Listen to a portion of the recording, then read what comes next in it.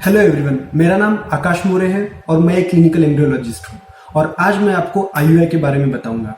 IUI क्या होता है, आईयूआई किन लोगों को करना चाहिए और आईयूआई के अंदर कौन से स्टेप्स इन्वॉल्व होते हैं। बात करें आईयूआई के फायदों के बारे में तो इसके अंदर मुख्यतः दो सबसे ज्यादा फायदे होते हैं। सबसे पहला तो लो कॉस्ट। जो आईयूआई की कॉस्ट होती है वो बाकी प्रोसीजर्स के मुकाबले बहुत ही सस्ती पड़ती है। लगभग 5 से 6 हज़ार रुपए में आपकी पूरी आईयूआई साइकिल हो जाती है। और दूसरा उसका इम्पोर्टेंट फायदा ये है कि इसके अंदर कंसेप्शन के चांसेस बढ़ जाते हैं। नेचुरल से लगभग 10 से 20% चांसेस आईयूआई के अंदर बढ़ जाते हैं। तो नेक्स्ट पार्ट आता है कि आईयूआई किन लोगों को करना चाहिए। तो उसके अंदर सबसे पहले आते हैं वो पेशेंट जिनके मेल पार्टनर के अंदर एक तो ओलिगोस्पर्मिया की प्रॉब्लम है या फिर उनके अंदर जो स्पर्म्स है वो स्लो मूविंग है। उन लोगों को आईयूआई फायदेमंद साबित हो सकता है, क्योंकि आईयूआई के अंदर जो स्पर्म की ट्रैवलिंग का जो डिस्टेंस होता है वो कम कर दिया जाता है। दूसरा होता है फैलोपियन ट्यूब। अगर फीमेल पार्टनर के अंदर फैलोपियन ट्यूब ओपन है और ओव्यूलेशन ठीक से हो रहा है, उस टाइम भी आप आईयूआई करा सकते हो। तीसरा होता है एज फैक्टर।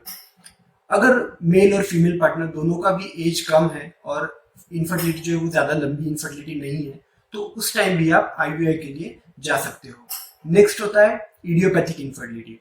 इडियोपैथिक इनफर्टिलिटी के अंदर भी आप आईयूआई के लिए जा सकते हो, जैसे कि उसके अंदर स्पर्म काउंट भी अच्छा होता है, उसके बाद में जो भी फीमेल पार्टनर के अंदर ओवुलेशन हो रहा है वो भी ठीक से हो रहा होता है और बाकी भी कोई अन्य समस्या नहीं होती है, उस समय भी आप आईयूआई के लिए जा सकते हो। और एक कारण है जिसके अंदर की अगर मेल पार्टनर के अंदर शुक्राणु 0 हो और फीमेल पार्टनर के अंदर ओवुलेशन जो है वो सब ठीक से हो रहा है और मानो पेशेंट अगर डिसाइड कर लेता है कि उसको डोनर सैंपल ही लेना है, डोनर मेल स्पर्म लेने हैं, तो उस समय भी पेशेंट आईयूआई के लिए जा सकता है। नेक्स्ट है लॉन्ग डिस्टेंस रिलेशनशिप। अगर कुछ पेशेंट्स होते हैं, जैसे कि कुछ पेशेंट के हमारे पास जो आते हैं वो मिलिट्री में वर्क करते हैं, तो उनके हस्बैंड का वाइफ से ज्यादा कांटेक्ट नहीं रहता है, वो दूर रहते हैं, तो उस समय भी हमारे पास ऐसे पेशेंट्स कुछ आ चुके हैं जिन्होंने आईयूआई करा लिया है और उन्हें उससे फायदा भी हुआ है। नेक्स्ट है इरेक्टाइल डिसफंक्शन। कुछ पेशेंट्स ऐसे होते हैं जो संबंध नहीं बना पाते, इन लोगों के लिए भी आईयूआई बेस्ट ऑप्शन होता है। इसके अंदर हम स्पर्म जो है वो लगभग उसका डिस्टेंस आधे से ज्यादा कवर करके दे देते हैं और उन लोगों को उससे फायदा होता है। तो अब बात करते हैं आईयूआई के अंदर कौन से स्टेप्स इन्वॉल्व होते हैं। तो सबसे पहले तो आपको आपके गायनेकोलॉजिस्ट से मिलना पड़ेगा और शायद गायनेकोलॉजिस्ट आपको कुछ टेस्ट जो होते हैं वो करने के लिए बोल दे। जनरली इसके अंदर 2 टेस्ट बोले जाते हैं। एक तो जो फीमेल पार्टनर है उनकी नलिका की जांच कराई जाती है कि उनकी जो दोनों नलियां है वो खुली हुई है या नहीं है। और दूसरा होता है सीमन एनालिसिस। सीमन एनालिसिस से हमें ये पता चल जाएगा कि जो मेल पार्टनर है उनके शुक्राणु की स्थिति कैसी है। अगर उनके शुक्राणु उनके अंदर अगर है ही नहीं तो उस टाइम हम डोनर्स आईयूआई के लिए जा सकते हैं।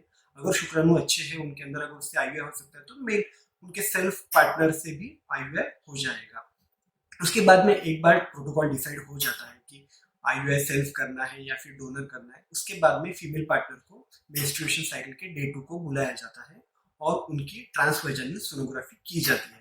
ट्रांसवेजाइनल सोनोग्राफी से पता चल जाएगा कि उनके अंदर फॉलिकल बन रहे हैं या नहीं बन रहे हैं। उसके बाद में उन्हें कुछ शायद इंजेक्शन दे दिए जाए, वो डिपेंड करता है पेशेंट की जरूरत के ऊपर। अगर जरूरत होती है तो दिए जाते हैं, अगर नहीं जरूरत होती तो नहीं भी दिए जाते हैं। उसके बाद में उन्हें बार बार चेक किया जाता है, कुछ समय पर्टिकुलर इंटरवल के बाद उन्हें फिर से चेक किया जाता है। और उस समय जब उनके जो फॉलिकल्स होते हैं उसकी साइज 18 से 20 mm हो जाती है, उस समय उन्हें एक इंजेक्शन दिया जाता है, उसे ट्रिगर बोलते हैं या फिर एचसीजी बोला जाता है। जब एचसीजी का इंजेक्शन लग जाता है उसके लगभग 36 घंटों बाद पेशेंट को बुलाया जाता है आईयूआई के लिए। अगर उनका सेल्फ आईयूआई है तो उस समय उनके मेल पार्टनर को बुला के उनसे शुक्राणु लिए जाते हैं और उसे प्रोसेस किया जाता है। प्रोसेस किया जाता है मतलब हमारे पास कुछ कल्चर मीडिया होते हैं या फिर बफर्स होते हैं जिसके अंदर की शुक्राणु के लिए जरूरत का पूरा वातावरण होता है, उसके अंदर पूरे न्यूट्रिशंस होते हैं। उस जो बफर्स होते हैं उनसे उसे वॉश किया जाता है और अच्छे शुक्राणुओं को सेपरेट किया जाता है। और एक अलग जो कैन्युला बोलते हैं हम उसे, कैन्युला या फिर एक नली होती है, उस नली की सहायता से फीमेल पार्टनर के गर्भाशय के मुख के पार कर दिया जाता है और लगभग 70% जो डिस्टेंस होता है शुक्राणु का वो नली के माध्यम से ही ट्रैवल कर दिया जाता है और उससे जो भी वजाइना में या फिर जो भी गर्भाशय का मुख है वहां पे जो भी उसे दिक्कतें आ रही थी पास करने के लिए उन सब दिक्कतों को पास कर दिया जाता है। और 70% जब डिस्टेंस खुद हम ट्रैवल करा के दे रहे हैं शुक्राणु को, तो शुक्राणु के पास लगभग 30% जो डिस्टेंस था वो उसे ट्रैवल करना होता है और जो अंडा होता है वहां तक पहुंच के उसे फर्टिलाइज करना होता है। और ये हम ओवुलेशन के दिन करते हैं जब अंडा ओवरी से बाहर आ जाता है। इस वजह से लगभग 10 से 20% चांसेस जो होते हैं वो फर्टिलाइजेशन के बढ़ जाते हैं। उसके बाद लगभग 15 दिनों तक उसे प्रोजेस्टेरॉन की कुछ टैबलेट्स दी जाती है और लगभग 15 दिनों बाद उसकी जांच कराई जाती है कि जो आईयूआई साइकिल हमने की थी वो सक्सेसफुल रही या नहीं रही। अगर सक्सेसफुल रहती है तो हम आगे की प्रोसीजर जो है गायनेकोलॉजिस्ट के साथ कंटिन्यू कर सकते हैं।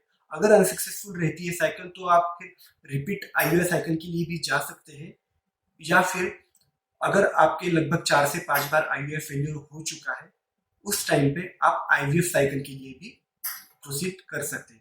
आपको पता करना है कि आईवीएफ साइकिल क्या है तो आप मेरा पुराना वाला वीडियो आईवीएफ साइकिल के ऊपर बनाया हुआ देख सकते हैं। इस वीडियो में बस इतना ही। अगर आपको मेरा वीडियो पसंद आए तो लाइक कर दीजिए और मेरे चैनल को सब्सक्राइब कीजिए। Thank you.